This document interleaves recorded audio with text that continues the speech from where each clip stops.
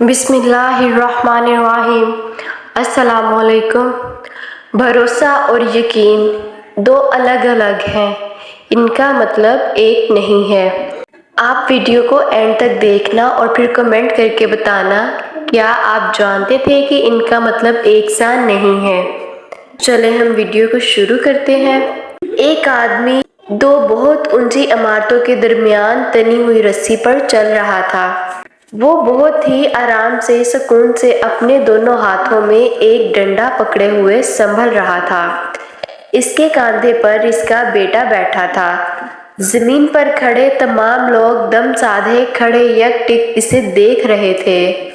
जब वो आराम से दूसरी इमारत तक पहुंच गया तो लोगों ने तालियों की भरमार कर दी और इसकी खूब तारीफ की।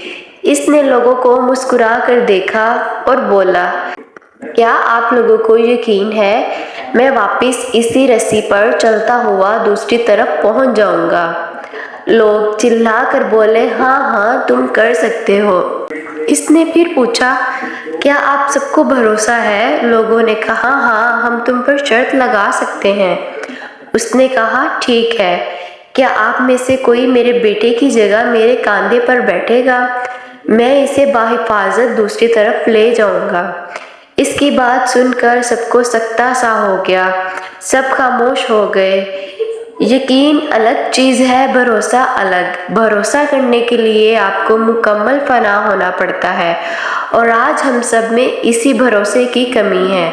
हमें अल्लाह ताला पर यकीन तो रखते हैं लेकिन भरोसा नहीं कर पाते। जब तक हमारा भरोसा, हमारा यकीन हम इसका मतलब नहीं समझेंगे, अल्लाह पर पुख्ता यकीन नहीं रखेंगे तो अल्लाह ताला कैसे हमारी दुआओं को कबूल करेगा, तो अल्लाह ताला कैसे हमारी उम्मीदों को पूरा करेगा।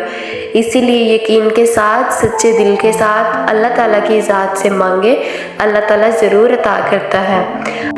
बस अल्लाह ताला कई दफ़ा अपने बंदों को ऐसी आजमाइशों में डाल देता है कि जिसमें वो अल्लाह ताला से मायूस हो जाते हैं और अल्लाह ताला से शिकवा शिकायत करने लग जाते हैं। ऐसा नहीं करना चाहिए।